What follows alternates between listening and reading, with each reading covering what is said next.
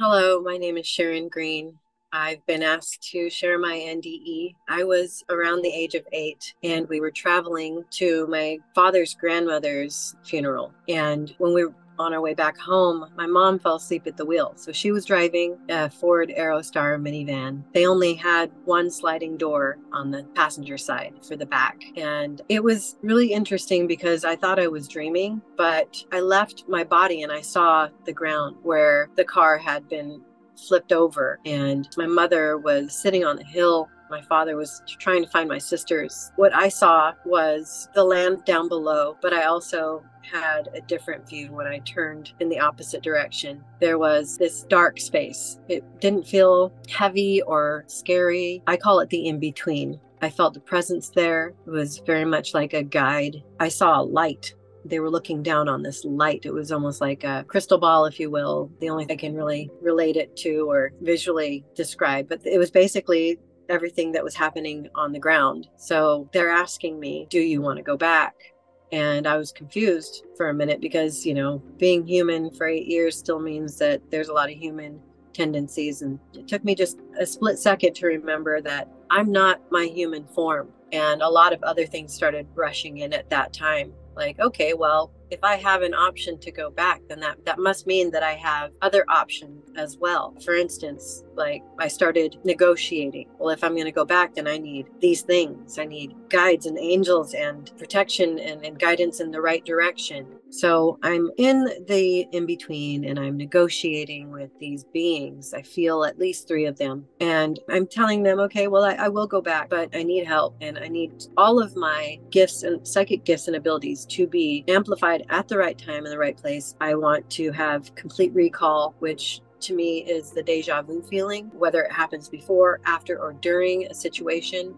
This is going to help me to go in the right direction. For me, that's what deja vu is. It's a sense of knowing that I'm in the right place at the right time and doing the right thing. So they're like, okay, well, you're going to have all of these things when you go back anyway. It's a matter of free will. It really is. And all you had to do is ask.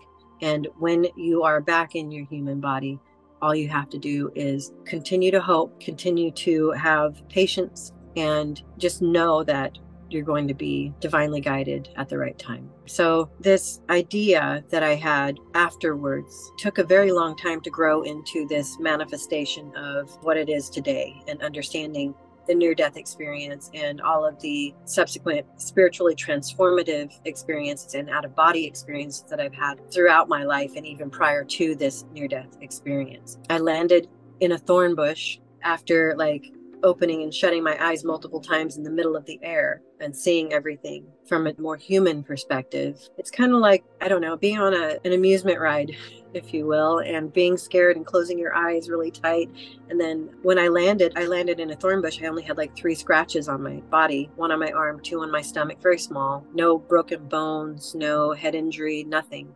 I just woke up a little scared, confused, not really sure what was going on. Since my near-death experience, like I said, I've had these spiritually transformative experiences that have left me just really not knowing how to fully step into what I feel is my life purpose with ease, because there's a lot of trauma that we have to face so that we can heal. And if I'm meant to help others with my experiences, then I've got to walk through those experiences again to try and understand them from a different level. But what I've understood about this life is that no matter what we're doing or what we desire, none of it's going to become dharma unless we learn to let go. And act of letting go, the act of surrendering, is probably one of the hardest and yet one of the easiest to do when you finally realize that you are a creator and you no longer want to create situations that are going to be difficult for yourself or others, and that you're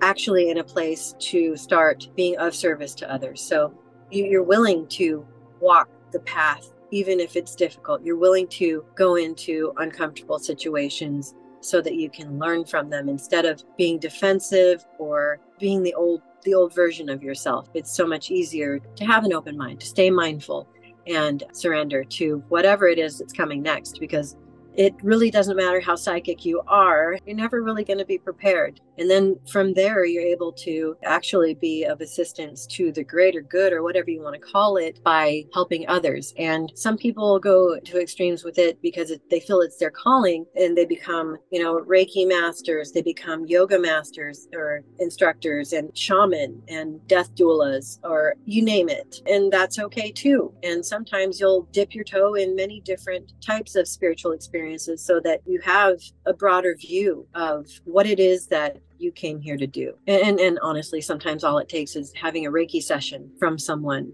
yourself, not doing Reiki, but receiving and allowing yourself to receive, so that you can walk through a blocked area in your life that you were not able to walk through before. So ultimately, I realized that I am my own creator. I create my obstacles as well as my achievements. And what's really interesting about all of this is that I just found out that I'm on the spectrum. And that makes it a little more interesting. If you are prone to extremes, if you have fixations and whatnot, you might want to, look into that yourself. But this whole experience, I'm so overwhelmed with gratitude, because I'm more self-aware than I was even 2 weeks ago, 5 months ago, 5 years ago, 10 years ago. And the only thing that I can hope for is that I'll continue on this path and continue to be a light for others, continue to be humble and compassionate. So yeah, that's in a nutshell, my near-death experience.